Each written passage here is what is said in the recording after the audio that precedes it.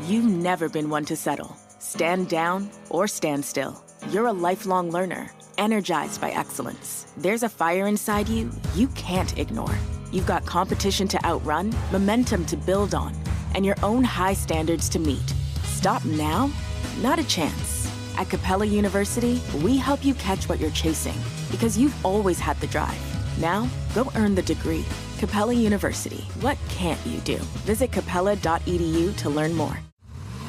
That's pure automotive joy. I'm Peter, the owner of Muscle Car Jr. It started as a hobby, then I started posting about it. Before I knew it, I built a business restoring muscle cars on Facebook Marketplace and a community of car lovers on Instagram. Today, new customers send me WhatsApp messages from all over. Not bad for a hobby. Learn how Meta helps over 35 million American businesses like Peter's grow at meta.com/community. This episode of Phillies Therapy was executive produced by Adam D., Andrew C., Andrew G., Joe M., Mary R., and Owen S. Thank you all for your support. To learn more about how you can support Phillies Therapy, be an executive producer, or just join our community over on Discord, go to patreon.com/Phillies Therapy. All right, on to the show.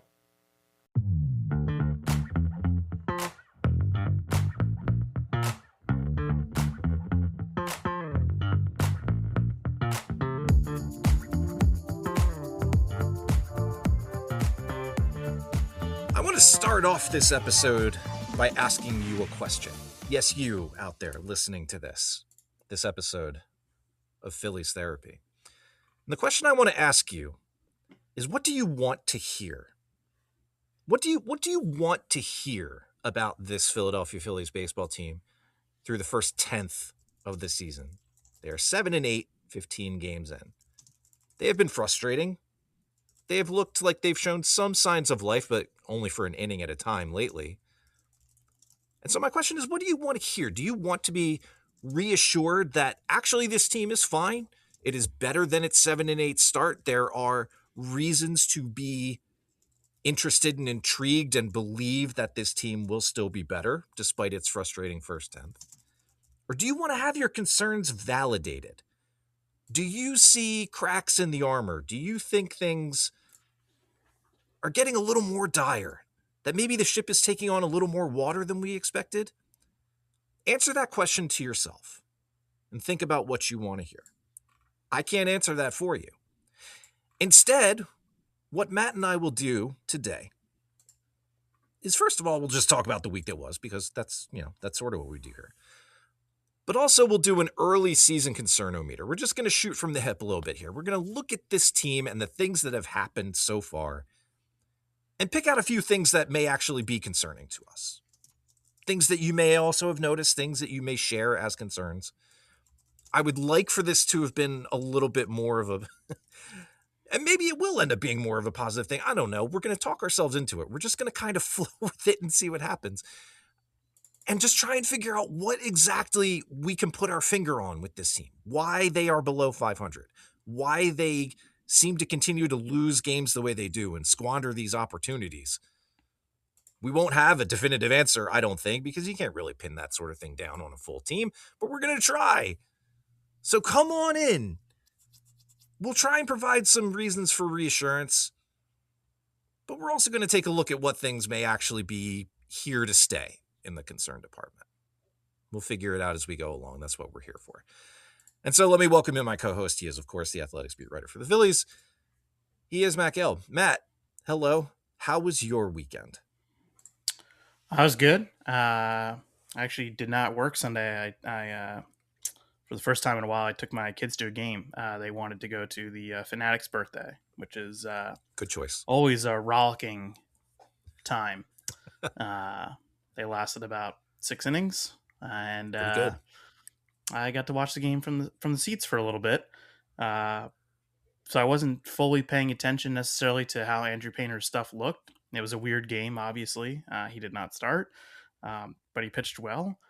And Paul, like, being in the stands, it was a kind of it was a fun change of pace thing for me, I think, just because you hear people talking around you, and I can't help but think that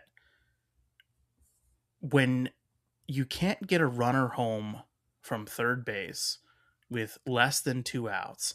It feels like the most maddening or frustrating thing like your team can do in a baseball game, because I sensed that energy from the people around me, and we were already back in the car by the time the just uh, disastrous eighth inning happened for the Phillies.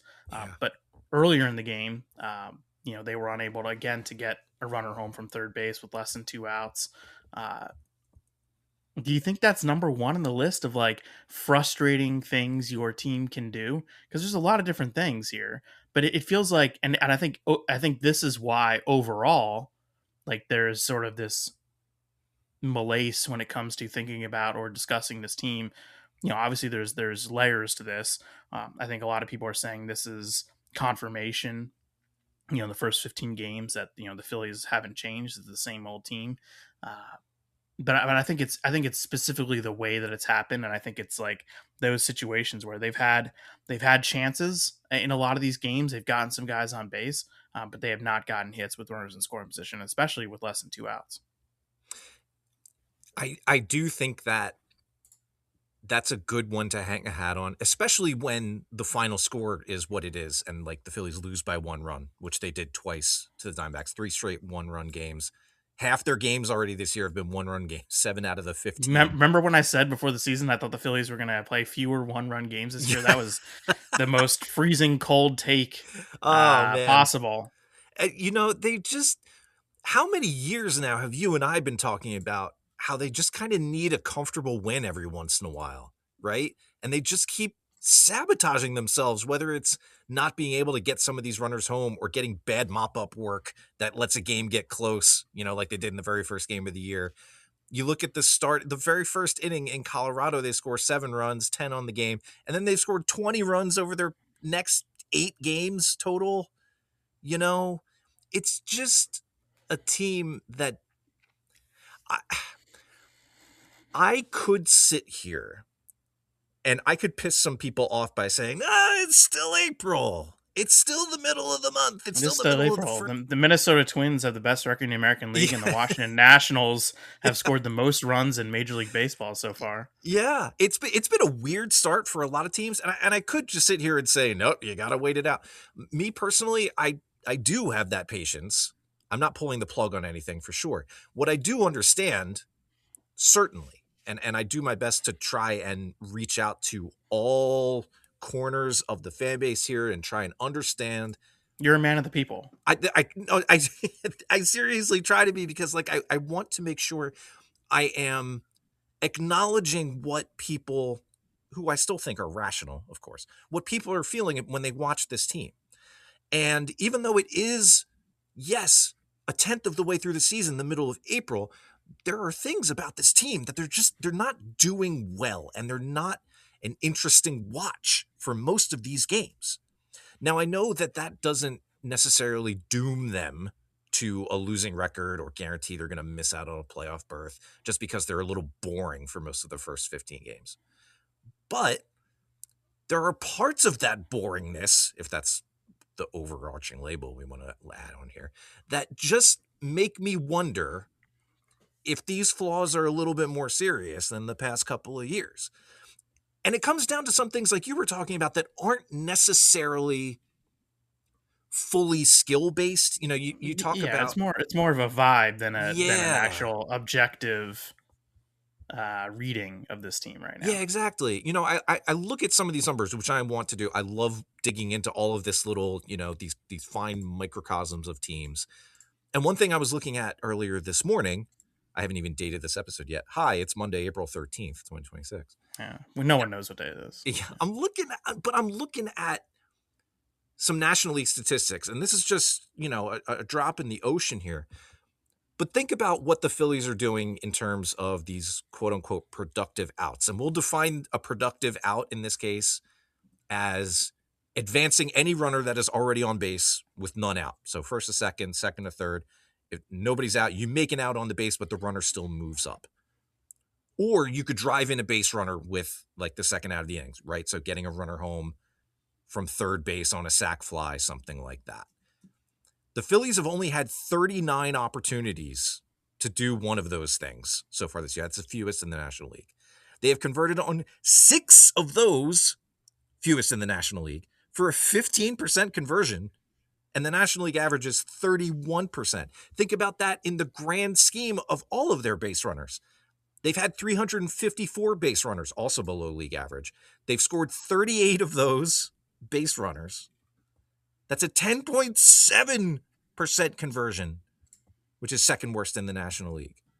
They get some guys on, and they do not get them over and get them in. And that is one component of this team right now, as you mentioned, that is frustrating because they are just not converting when they get opportunities. They get some opportunities. They're not flush with them. But even when they do get them, it hasn't worked so far. No.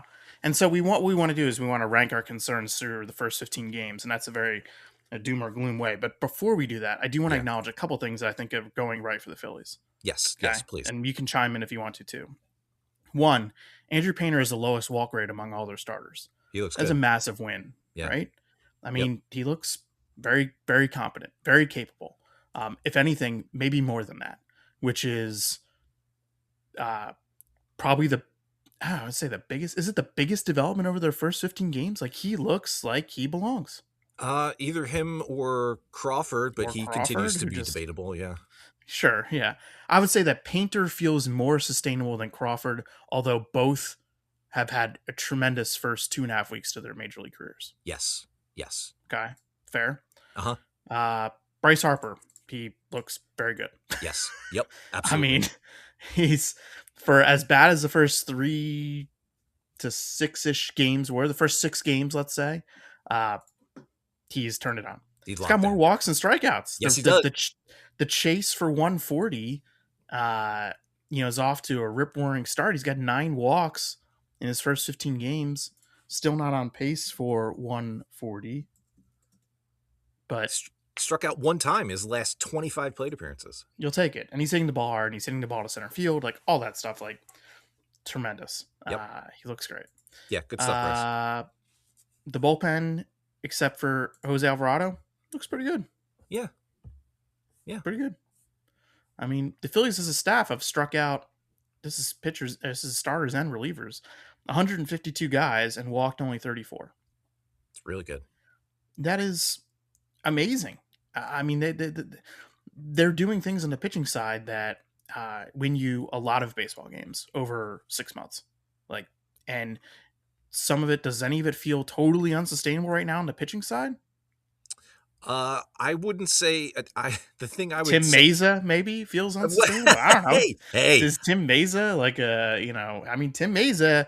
We'll talk more about this later in this episode, but Tim Meza and Tanner Banks are probably about to get some bigger spots. Tim Meza is on pace to put up like a 5-win relief season. Hey man, I'm here for it. I would say untenable in the form of Taijuan Walker, but he'll be replaced when Zack Wheeler's ready. So that's that's not much of a thing for too long. Right, other positive? Anything else stick out to you as being like a really fine development in the first 15 games of the season? I mean, this should be a longer list, but it's not. It should be a longer list. Before he got hurt and missed the last couple of games, I liked what JT was doing at the plate. It was nice to see him get off to a pretty good start. I agree with that. And he should be back in there tonight. Yeah, that's good. I'm glad he avoided anything worse. Yeah, and I'll echo the sentiment about the bullpen. That continues to be a strength. 4 out of the 5 of the starting pitch. I know Jesus Luzardo has a high ERA. He will not make my concern list right now. He won't. He just won't. Yeah, not yet. Him and Sanchez have both, I think, have had sort of uneven beginnings to this season. It's been good, not great for both. Yeah. But, they get another crack this week. Good matchup for them, both of them. Sanchez and Luzardo will pitch in this Cubs series. Yeah. Okay, so Matt, we've acknowledged some of the good things. Let's get into the. All right, so how do you want to do this? You want to draft? You want to draft from most concerning to least concerning, or do you want to build up here? You want to start at the bottom? Let's get a softer landing and get the bad stuff out of the way. We're each going to get 3 picks. Yeah. Would you like to go first? Do you want to take your first pick? Yeah, I'm trying to plot out. I'm trying to think of what you will take Draft strategy. and what actually warrants being down here. All right, I'll go first. Yeah. Down here, we just mentioned it. One of my bigger concerns, not the biggest, would be Jose Alvarado to start the season. And a lot of this was contained in one outing, but I think it's less about the numbers and more about the look. Has not looked sharp. And I fully expect that they will give him some softer spots, at least for the next week. Okay.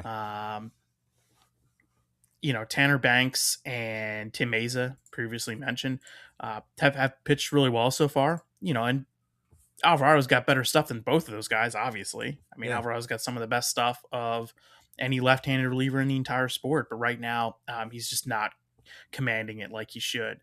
And this to me is not a major concern, but it's a concern because he looks like the weakest link right now out there. And the fact that they do have, two other guys possibly to take on, a little more leveragey roles, that's a good thing because it does give them maybe a chance to let Alvarado, take a little reset, if you want to call it that. I haven't loved the outings. I really haven't. And even when he's gotten outs, haven't loved it. It just hasn't been sharp. Mm-hmm. Yeah, I'm looking at the strikeout rates, and they're not great.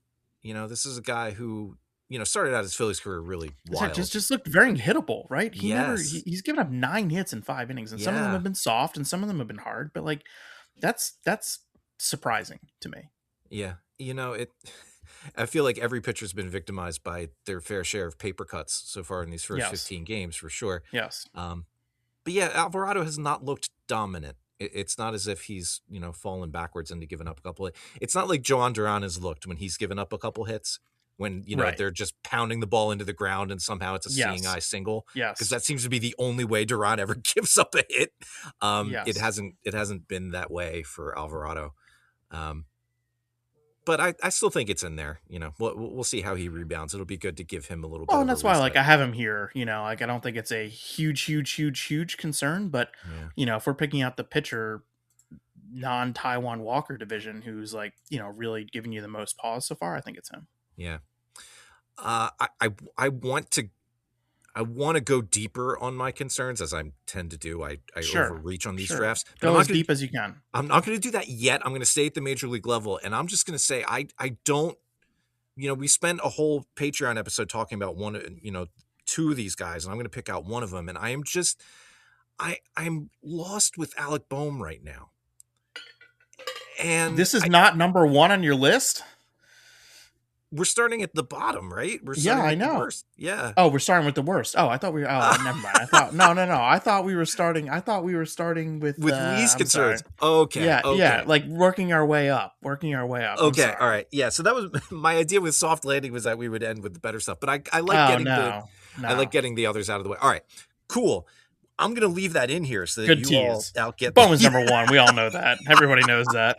Yeah. Okay. So in terms of things I am less concerned about that don't look great right now, then I'll just stick with what I said about Jesus Luzardo. I mean, right now he's carrying, I'm leaving.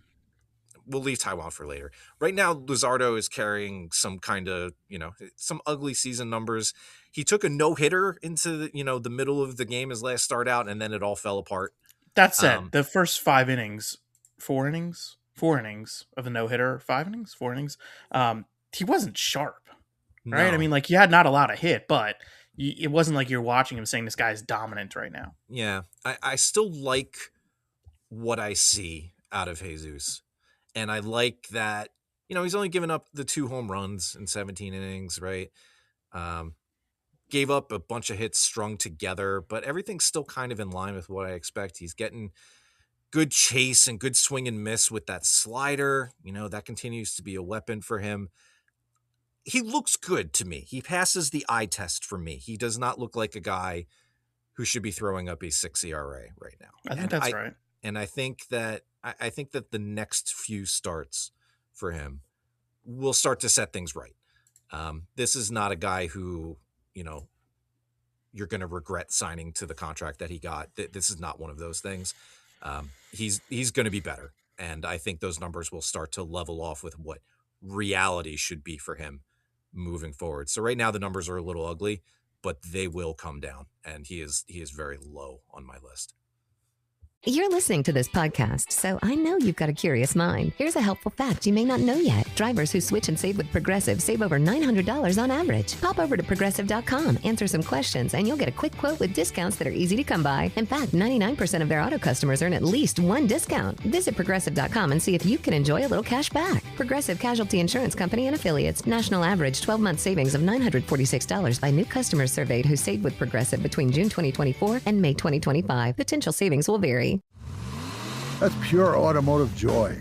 I'm Peter, the owner of Muscle Car Jr. It started as a hobby, then I started posting about it. Before I knew it, I built a business restoring muscle cars on Facebook Marketplace and a community of car lovers on Instagram. Today, new customers send me WhatsApp messages from all over. Not bad for a hobby. Learn how Meta helps over 35 million American businesses, like Peter's, grow at meta.com/community. Here's a shift worth noting. Better healthcare is care that meets patients where they are. United Health Group is bringing it directly to living rooms. This is a win for patients managing chronic conditions. And here's the interesting thing. By closing those care gaps, administering in-home exams, and identifying risks earlier, more diseases can be prevented and patient outcomes can improve. In 2025 alone, United Health Group patients received over 19 million home visits. Learn more at unitedhealthgroup.com/commitment. Ever walk past a place for rent and wish you could just take a peek inside? Maybe even explore the layout. Envision the natural light streaming through the windows. Or plan where your vinyl record collection would go. At Apartments.com, you can. With tools like their 3D virtual tours, you can see the exact unit you could be living in. Really envision yourself in your new home with Apartments.com. The place to find a place. Okay. There's a lot of different ways to go here next, but I'll say left field as a whole. Okay. Okay. Yeah. It's not my top concern, but it's one of my concerns. Yeah. Not really sure about this platoon. We've talked a lot about Brandon Marsh, and it feels bad to pile on him because he's one of the few guys who's actually done something. But Brandon Marsh has struck out 14 times and walked twice. Yeah. In 55 plate appearances. He's hit for a little bit of power, but he really hasn't gotten on base. Not really sure there about his start. And then his platoon partner, who,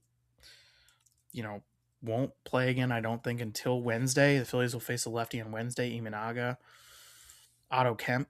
I just don't know. Don't know about this. Not just offensively, but defensively. And if he's going to be, a minus in left field, which I think we all can acknowledge that he is, that is kind of an issue out there, you better hit, right? And I mean, he's on this roster to hit left-handed pitching, and so far he hasn't done it. Now, that said, the opportunities have been sporadic. It's not exactly the easiest role for a younger guy to fill. It just feels like a missed opportunity, though, here. And it's something that they can fix and rectify. And we're back in that situation where, come July, are they going to be looking for another right-handed platoon corner outfield bat? Possibly. Who will be this year's Austin Hayes? Is it Austin Hayes? I don't know. Probably not. He's on the IL again. Poor Austin Hayes. He's a really good platoon player, but just cannot stay on the field. So left field is a concern for me. And I know that might come out of left field, quite literally, but I don't know. I just don't, Marsh still is making these mistakes that he should not be making, in his, fifth year now in the majors? The one in the eighth inning yesterday. Oh my God. What happened? You're supposed to, and that's like a basic, you need to peek, just take a peek, right? Especially in that situation, I think Rob Thompson even says that. It's they're giving him second base because, I don't know. you got to peek. You just got to look in, especially when you hear the bat hit ball or ball hit bat. You got to peek. You got to see where it is. And if it's in the air, you freeze. So, I don't know. And like the Kemp part of this whole thing, like that is fixable. It's not like they're wed to this, but I think all offseason Paul was disappointed because one, they finally were talking about Marsh the way they should, which is he's a platoon guy. And we like him. He's a very valuable platoon guy. Yeah. But he is a platoon guy. And we need to find, and we're gonna treat him as such. But then they didn't go out and get someone better than Otto Kemp. And maybe Brian De La Cruz is, but he had a good spring and he's been fine in AAA. He's also got a longer track record that suggests, like he's might be a replacement level type player. Yeah. They probably could have done better there. And I think that 15 games in, it kind of looks like a spot where it's like, kind of wish maybe they would have done better there. Yeah. When it comes to players like Kemp, and I was willing to buy into some of the story that was being sold about him being, this short side platoon option. You need to have one of the components there, whether it's hitting or fielding. Striking out in 7 of your 14 plate appearances and playing the left field that he has played is not fulfilling either of those obligations. No. With De La Cruz, I tend to think that his best offensive days are behind him. Yes. But what he could give you is, a raise of the floor in left field at the very least. Oh, no doubt. Yeah. Because right now with balls hit to Otto, I don't feel good. It reminds me a lot of the early Rhys Hoskins days. And if you're going to play Rhys Hoskins left field defense, you need to kind of hit like Rhys Hoskins was hitting. Yeah. And that's not happening right now. I think that's fairly placed. Otto does have options, of course. The 40-man is currently full. There would be moves around that, blah, blah, blah. It doesn't seem like we're closing in on that, though. No, right? not yet. Yeah. No. All right, so we'll see how that goes. My concern at number 2 in the middle of all of this, and I think I'm going to state this concern right as it's about to be assuaged a little bit. At least that's kind of what I'm hoping. And it's Aiden Miller. I am growing concerned with it's one of these almost indescribable feelings I get around this team when the status of a certain player is a little bit unknown and the updates that come out about them are infrequent. As it relates to Miller, we know that he missed all of spring training, didn't appear in any game action with an as yet unspecified back issue. I don't think it's ever been stated I've asked. I don't think it's ever been stated or told to us what the diagnosis is or what exactly is troubling him. So it's all kind of murky. And it just hasn't progressed to the point of hearing that he's closing in on appearing in games. I think the last we heard recently was that he was starting to take light swings, potentially, which is good, which is progress. But if we don't have any kind of specifics, and I know it always gets a little weird and touchy, when it comes to medical things, it always feels a little bit invasive for me to be like, well, what's exactly wrong with you, man? Like, open up the chart. I do kind of want to know what's ailing him, because back things in particular are, they can be damaging. So far, Bryce Harper has avoided, some serious repercussions of his. Yeah, I mean, not every back thing is necessarily a death sentence, but yeah. Right. Yeah. Yeah, I mean, that's why the questions have been asked, and it is weird. I agree. Matt, I am not every back case is like this, but I am scarred by the way David Wright went out, and I will continue to be, because I'm not comping the players. The situation around David Wright when he was eventually diagnosed with spinal stenosis completely derailed his career. He was on a Hall of Fame track. David Wright was an exceptional player whose career was thrown off the tracks by a back issue. Is it unfair to lump everything into that bucket? Absolutely.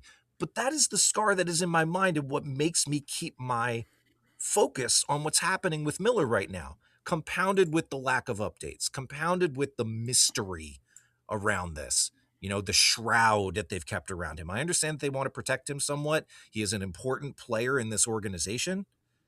And for all I know, he's still in the plans for later this summer. But the longer this goes on without knowing how laid up he is, I'm left in the dark. And all I can really do is wonder the longer it goes on. This is not a thing where I feel more comfortable about it, in a no news is good news situation. That's not what this is to me. And so my concern right now is mild and growing around Aiden Miller.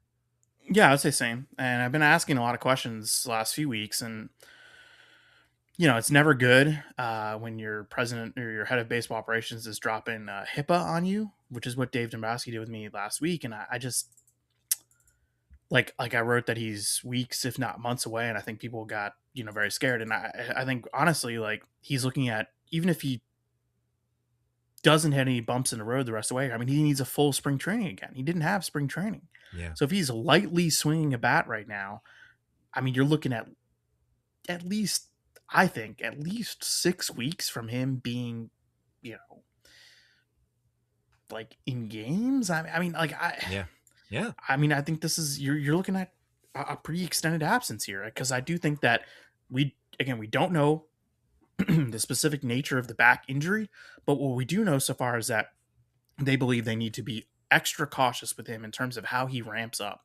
And so I think will be a very drawn out, deliberate process to get him back on the field.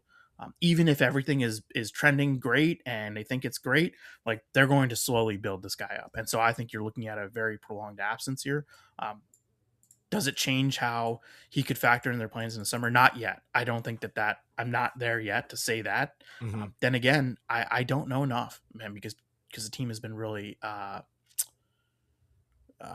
really weird about this one. Yeah. So. I mean, I think in the most optimistic case, he was a candidate for some playing time by July, maybe. Like, he never really seemed that imminent anyway. I mean, I would hope that he gets, you mean playing time in July for major leagues, you mean? Like, yeah. Right. Yeah. I mean, like, okay, yeah, let's say, and this, we'll talk more about this other guy in a little bit, but yeah, let's say Miller had a decent spring training, he was with the big league camp, had a decent spring, had flashed some things. You're like, oh yeah, okay. And then went to AAA, and in the first 2 weeks of AAA was, above average. Yeah. I mean, I feel like the noise and the pressure right now on the current third baseman would be loud. Yeah, just a little. Would it have adjusted their timeline on Miller? I don't think so, not yet. But let's say that continued into, like, mid to late May. Does that prompt a decision, come Memorial Day, where they're like, well, we got to go to Aiden Miller? Maybe. But that's obviously not going to happen in this scenario. Could he still factor in? Yes, I think so. But I think there's been a lot of doubt cast on that just because of the situation. Yeah.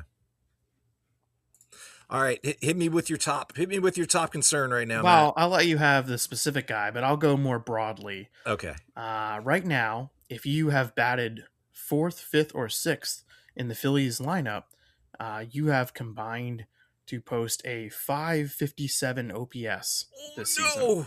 No. That would be 29th out of 30 teams from the 4 to 6 spots in the lineup. Only Toronto, yikes, has a lower OPS from spots 4 to 6. Oh, that hurts. So on Monday night, Adolis Garcia will back cleanup, and it's the right move in that there is no one else. And that's, like, kind of a problem, like, that we're 15 games into the season and we're already kind of being like, who wants this? And while Adolis Garcia has taken some good swings and hit some balls really hard, especially the opposite field, the man is very strong. We know that. He kind of has been so far what we thought he was. And now you're 15 games in the season and you're already kind of looking at a guy, you're like, come help us, save us, to a guy who had a 278 on base percentage the last 2 years. Yeah. Not good. And I don't want to make broad declarations about how a player is going to do based on his first 15 games, because that is insane. I just will say that going into this offseason, we said, okay, the concern is, where is the right-handed bat for the middle of this lineup? Or, who is hitting in the middle of this lineup? Because if we're going to be honest, like, yeah, Trey Turner hasn't been great. Kyle Schwarber has been good, not great, right? I mean, 24 strikeouts in 15 games, that's not great. No. But he's been fine, right? Yeah. Like Turner, Schwarber, and then Harper, who we discussed earlier, have done their part, I would say. I think so. Yes. They have done their part.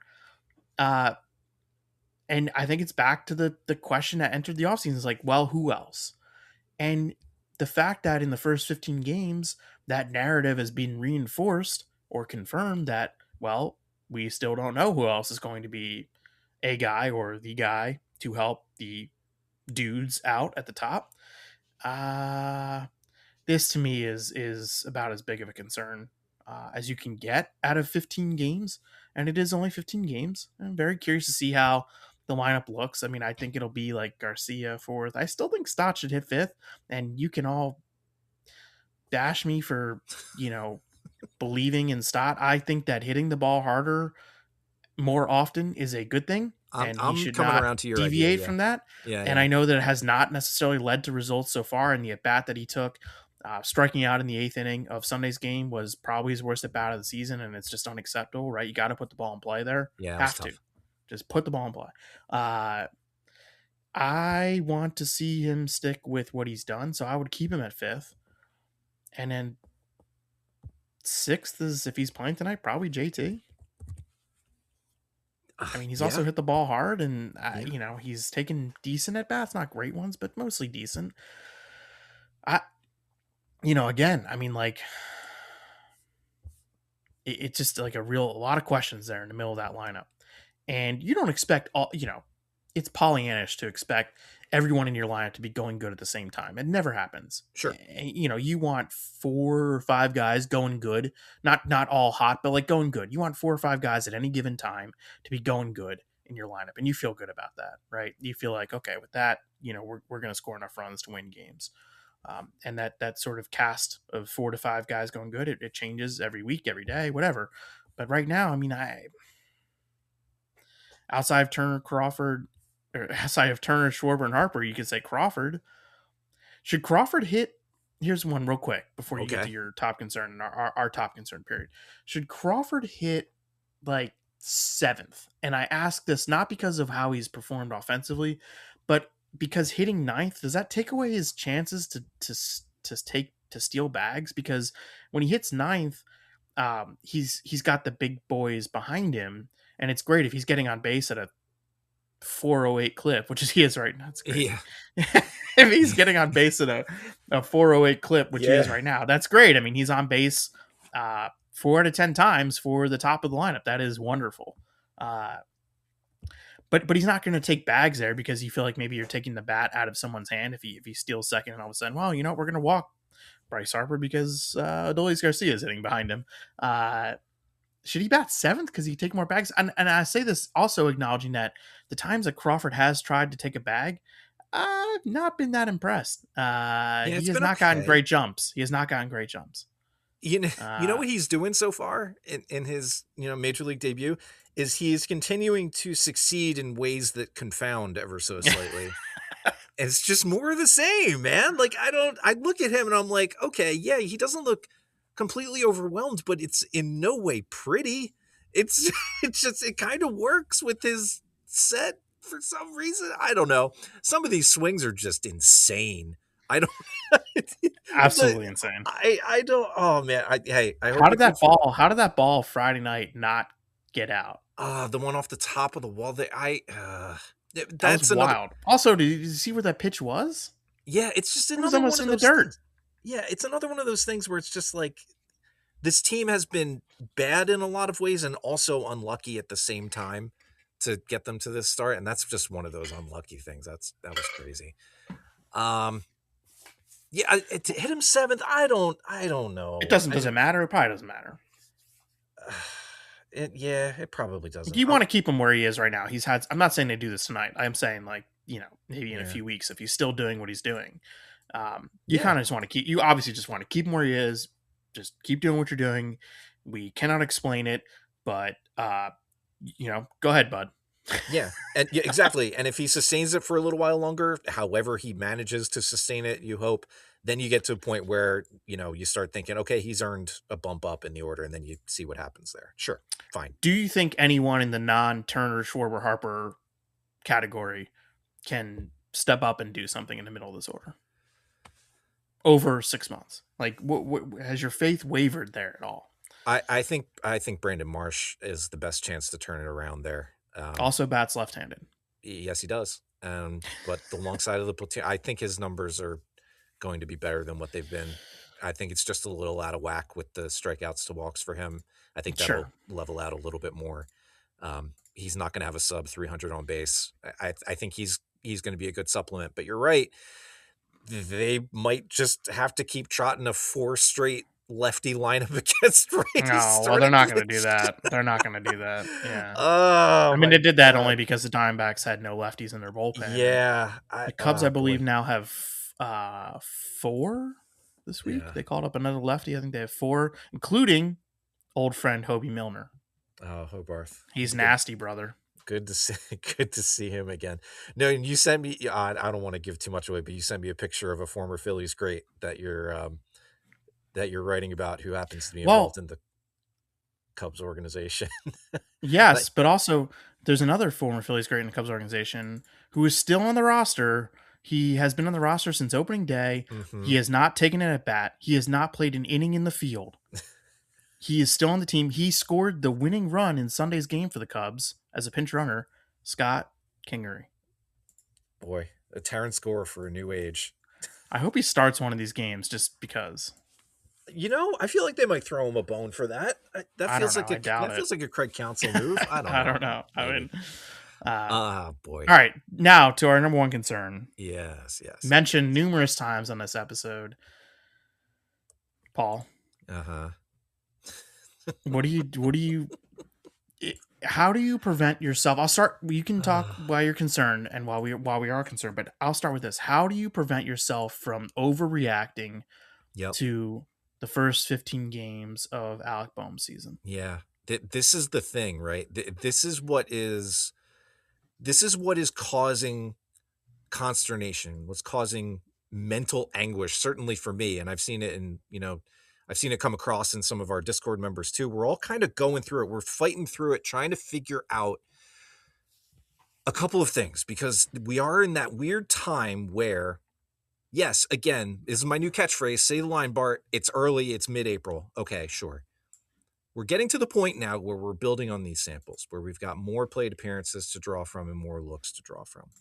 And we're getting to the point where through 60 plate appearances, again, a 10th of a season, this is not a guy who looks like he's going to finish the year in the major leagues. What? It just doesn't look good. He'll be better than this. He will.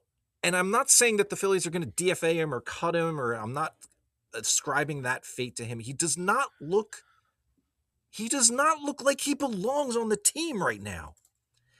And it sucks, because I see in this guy the ability to be some kind of offensive stabilizer in the middle to lower half of this order, 5th, 6th, that kind of thing. Right? Even if he's not going to be a 25 homer third baseman, I've seen in this guy the ability to come through in some of these situations we've talked about with runners on base and scoring position, in, run scoring opportunities. He did that a lot last year.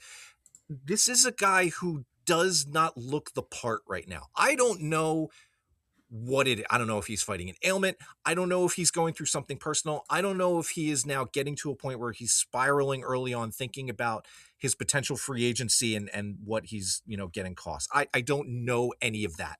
I'm not going to predict any of that. It could just simply be a bad stretch. 2 weeks, fine, move on from it.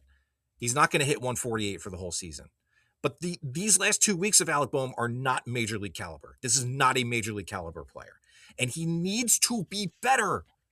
He needs to be better. Do you want to hear something crazy? Yes. Through 14 games this year, he's got a 456 OPS, 2 extra base hits. through 14 games last year, he had a 331 OPS with one extra base hit. So it is very reminiscent, but in fact better somehow than his start to last season.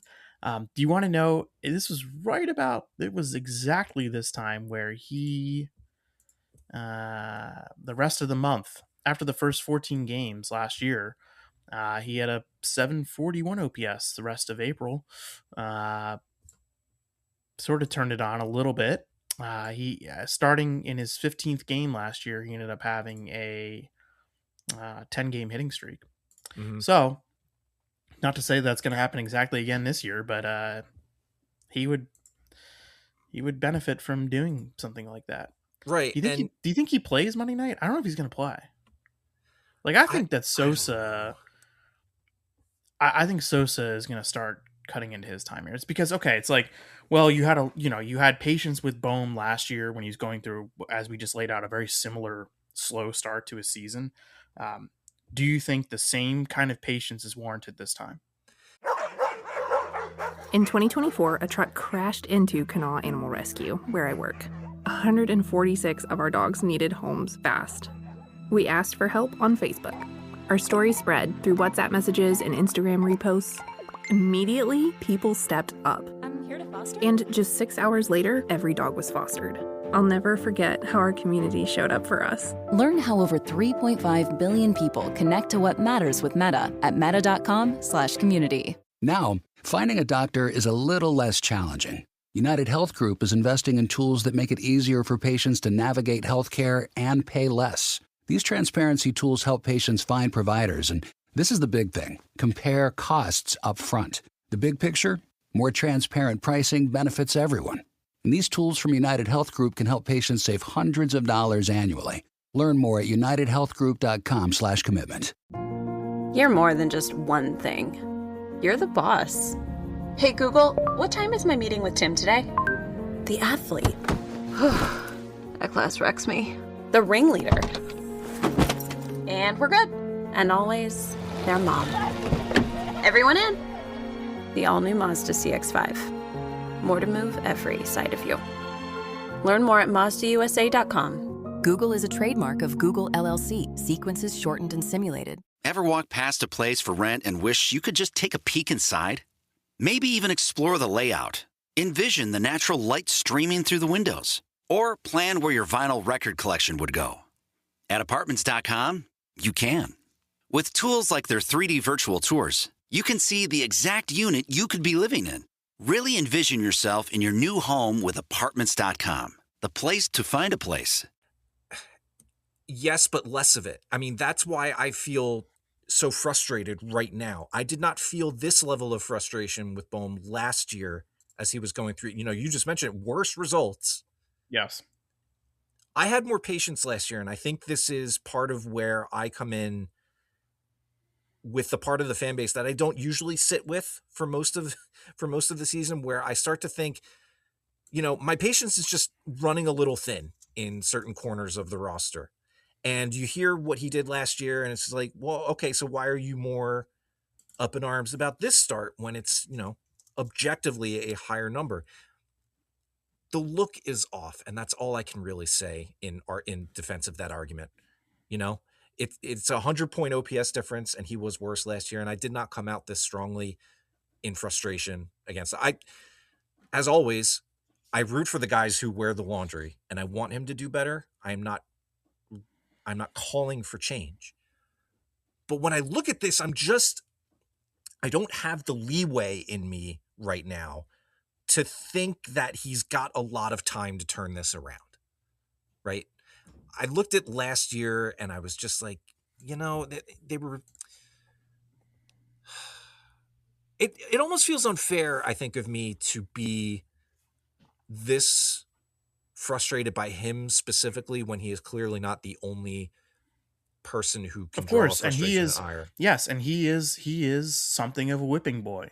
Yeah. Right? Yeah. And I understand that. I mean, part of that is self-inflicted by the Phillies because, one, we're all well aware they were actively looking to move on from him and were very prepared to move on from him in the offseason. Yeah. And so now he comes back and you're like, well, no, we love him as our cleanup guy. It's like, okay, well, I think naturally that's going to put a target on him. And I think fairly or unfairly, he will receive an outsized amount of attention. All right. So here's one thing. I'm trying to refresh my memory as to why I was so much more patient with last year's start. And I look at it and I think this was bumped up by how his April ended. You look purely at exit velos and bat on ball and some of the deeper things. This doesn't explain everything, but it could put a finger on what I'm trying to enunciate here. And last April, his average EV on his balls in play was over 91 miles an hour. The average bat speed, which I think is something worth watching, but I don't know exactly what it describes or portends just yet, but I am going to put it out there as a data point. Just want to get that, properly disclaimed.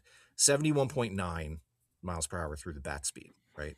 He's never been the hardest hacker. He doesn't have the biggest bat speed. He swings a little bit long, but that's pretty good, right? So that's last April. It stayed at 90 or above that whole year. So far this month, it's 87.8 on the exit velo, and the bat speed has dropped over a mile an hour to 70.8. It's his slowest since last May. I mean, EV is low. Like he's yes, just not. You can go over all these numbers, but there's only one number that matters to me, Paul, and it still stands. He's yet to pull a ball in the air. Yeah. Okay. And that the company that he keeps right now, okay, these are qualified guys, and I barely qualified. There are 3 other players qualified with enough at batted balls who joined Bohm in not have hitting a single ball in the air to the pull side so far. They are Carlos Narvaez, the catcher for the Boston Red Sox, Brandon Lockridge of the Milwaukee Brewers, who's like a tiny little utility player. Was with the Padres, I think. Yeah, and Luis Angel Acuna. Wow. Who is also a tiny little, utility type guy. And Alec Bohm. Yeah. Which of these does not belong or should not belong? And I mean, even Justin Crawford has pulled more balls in the air. I think he's got at least 1, maybe 2. Yeah, count that double, right? Man, I don't know. He's not going to be ever going to be a pull side, sellout pull side power hitter. I get that. But if he's going to hit in the middle of this lineup, he's got to have some of that in his game. And in the seasons where he has been most productive, he has had some of that in his game.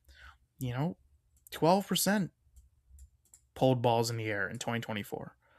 That's not elite. In fact, it's not great, but that was good enough for him, especially when he was putting balls in the gap, especially into, like that right center gap, sort of the other way. But, man, I think Sosa should start cutting into his time, not just against lefties. I feel like he will. It's just like, would you rather have, on Wednesday, and we don't know what Stott's going to do the next 2 days, but let's say Wednesday against a lefty, you've got a decision. Would you rather you need Sosa to play. Would you rather have Sosa play at second for Stott to get the platoon advantage there, or would you rather have Sosa play at third base for Bohm? Right now, I'd say play third base for Bohm. Probably, although, Stott. Yeah, I don't know. Yeah. It's not an easy one to answer. I do. I feel, even as I say these things, I feel bad because I try to avoid piling on. I try to be, I'm not going to say I'm any kind of like white knight for anything, but I do try and avoid really harping on anybody who's already catching a lot of crap from, either other parts of the fan base or just in general, right?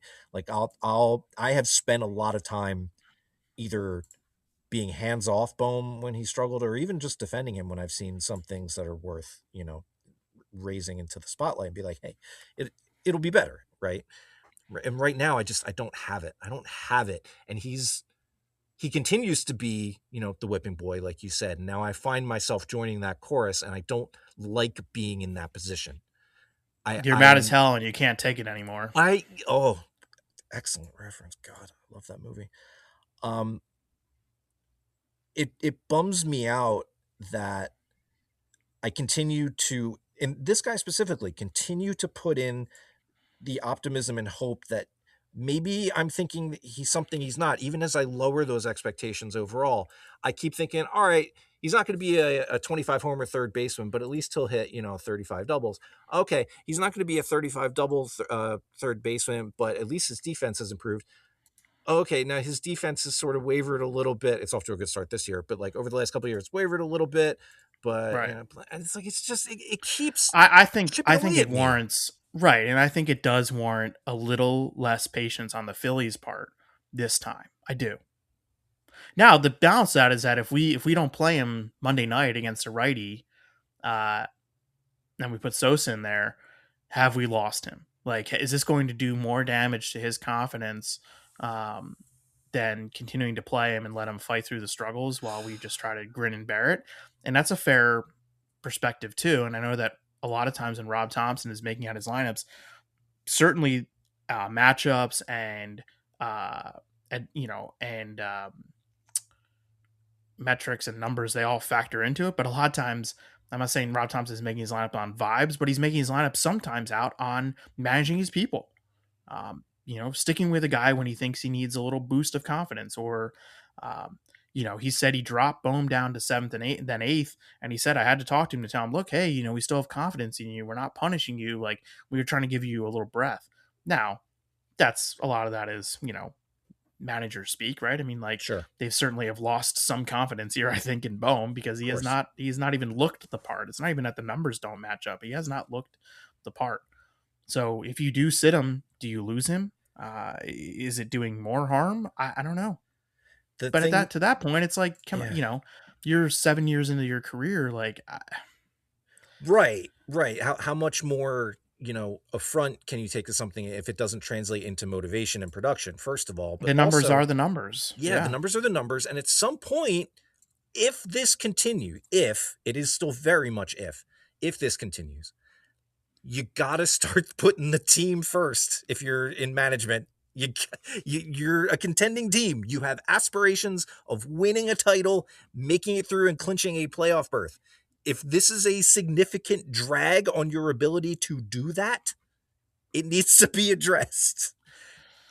But again, that's all ifs, and we're at that weird point of the year where it's only 15 games in, blah blah blah. I hate it. I don't like coming out so strong because I hate it. I do. I hate it so much. I want. It'll make this so much better if I can look back. I don't listen to our old episodes, but if I could look back on the way I felt in this particular day and see, by this time in May, that Bohm has really turned it around and started driving the ball a bit more with authority and gapping it up, and still playing a decent brand of defense over at third base, leaving aside the Alec Thomas bunt. We'll focus on that, I'm sure, but he's been fine over there at third this year. Awful play. I want to be able. I am. The misconception about me in particular in this, whatever my role is in the media landscape, is when I come out like this, I want to be wrong. I want to be proven wrong. I want to have opinions that look stupid if they're in the negative later on. Like, that's what I want. I am frustrated right now, but I still have that belief in me that I can be made to look silly by thinking the way I'm thinking right now and actually vocalizing it. And I want that. I want something to translate into that production, especially with a guy who has now weathered a number of blows, in terms of he's had to deal with it from all sides. And he has to play with the idea this year that he's not getting a long-term contract from the only organization he's ever played with. They are going to let him leave. That is hanging over his head, right? Like, we all talk about platforms. But there's different ways to look at it. That could be motivation. Should be motivation. No, it should be. Wrong. Yes, It should be. But we know Alec Bohm to be in touch with his perception of things in maybe a slightly different way. And I'm getting too deep into something like that, but like, he is being shown the door at the end of this year from the organization that drafted him, brought him up, and let him play third base and grow into a major league player. That is what the end of this season holds for him. I want that to turn into motivation rather than a cloud over his head, for whatever part that casts on his start. I would love to see things turn around and look silly for feeling this way in a few weeks' time. I want it. I want it real bad. Oh, great chat. Yeah, man. 7 and 8. Could be better. Could be worse. It doesn't like feel you said, like I think it's been interesting. I think there's only one way in the first 15 games of the season where you can feel totally alarmist about a team, and that is if is there a cluster of injuries or one specific injury to a player where you're like, oh man. Yeah. And the Phillies have not had that, obviously. No. Like if you're a fan of the Houston Astros, I'm saying that it's very fair for you to be concerned about the club this year because they've now lost, I think, 4 starting pitchers in the first 2 weeks of the season. And looked pretty bad doing it. I'm also not going to quibble with anyone who says watching the Phillies right now is not fun and they're annoying and I don't like them. Yeah, fair. Right. It has not been entertaining for most of these games. It hasn't. Oh, the Astros bullpen is gnarly. It could always be worse. Although old friend Neil De Los Santos is holding it down. Oh, yeah. All right. So there you go. Do all of you have a clear answer for what you wanted to hear? Is what we just did over the last checks watch 50 minutes along the lines of what you wanted to hear? And if not, if that was the opposite of what you wanted to hear, do you find yourself swayed in any way, shape, or form? More rhetorical questions. We don't know. We don't know what's going to happen the rest of this month and as things go. But I, as a fan, need to see. Will Alec Boehm pull more balls in the air than Brandon Lockridge this season? Oh my God. Matt, I want to see something like we saw in the first inning of that Colorado game where everybody could just kind of breathe a little bit. I need some kind of catharsis. It's just the last 2 series have been yuck. And I just want. I mean, how funny is that they only score runs in 1 inning of each game now? That's another thing too, right? That is hard. That is hard to quantify what that is. Why are you only scoring in 1 inning? What is that? It's pretty funny. What is that? It's a good commitment to the bit.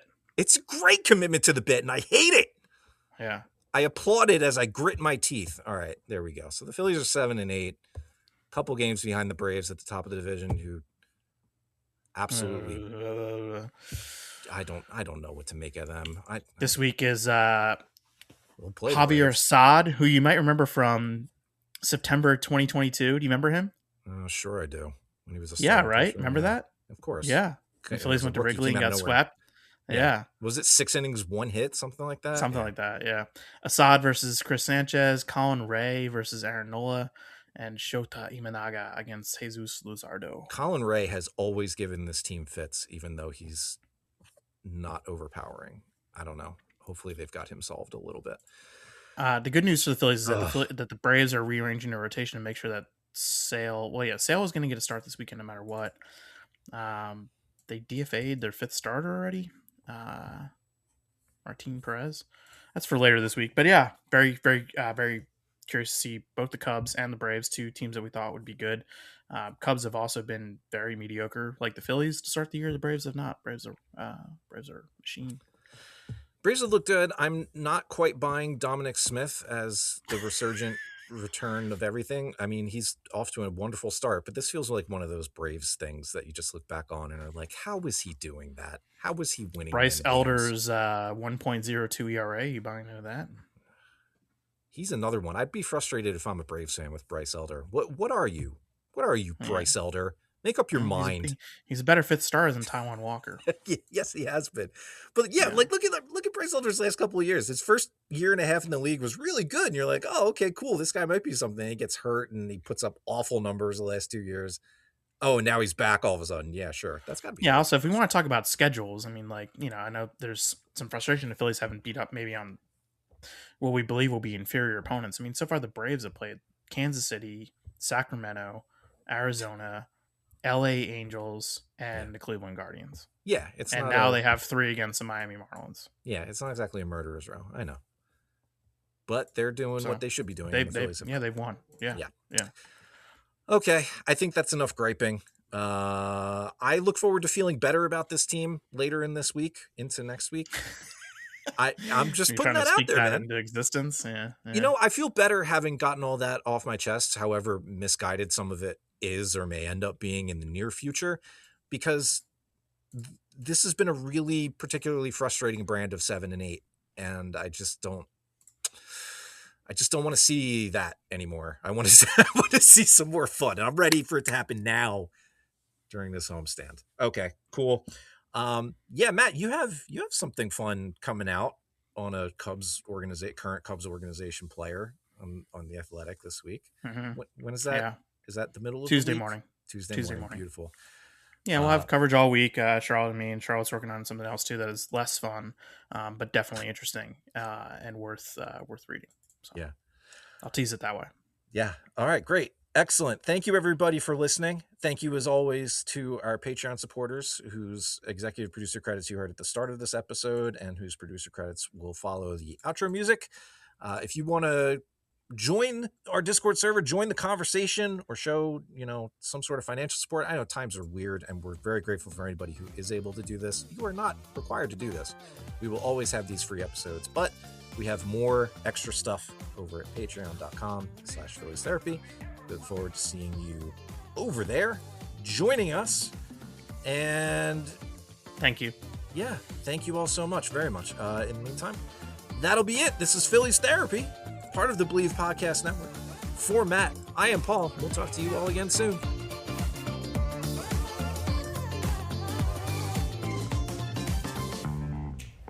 Our thanks to the producer-level supporters of this week's episode of Phillies Therapy: Amy Z, Birche F, Brian J, Briana W, CallisonGhost, Christopher S, Daniel Y, MB, Hunter R, Ian, Jack S, Jacob T, Jaedon M, Jami P, Jason G, Joe M, John S, Kaitlin M, Kodi L, Lindsay, Lisa L, Matt H, Michael W.E.I., Michael W.E.R., Nate J, Phil C, Robert R, Timothy G, Tom D, Tom H, Vinay V, Zack, and our anonymous supporters as well. Thank you so much. To learn more about how you can become a supporter, go to patreon.com/Phillies Therapy. Doug. There's nowhere I wouldn't go to help someone customize and save on car insurance with Liberty Mutual, even if it means sitting front row at a comedy show. Hey everyone, check out this guy and his bird. What is this, your first date? Oh, no. We help people customize and save on car insurance with Liberty Mutual together. We're married. Me to a human, him to a bird. Yeah, the bird looks out of your league anyways. Only pay for what you need at LibertyMutual.com. Liberty, liberty, liberty, liberty. Right now at Mattress Warehouse, save up to $800 warehouse-wide. Get buy one, get one free deals, plus a free adjustable base on select mattresses, 0% interest financing, free delivery, and our exclusive lifetime price guarantee. Only at Mattress Warehouse. If you like the show, please take a moment to rate, review, and subscribe. It really does help the show to grow. Thank you for listening.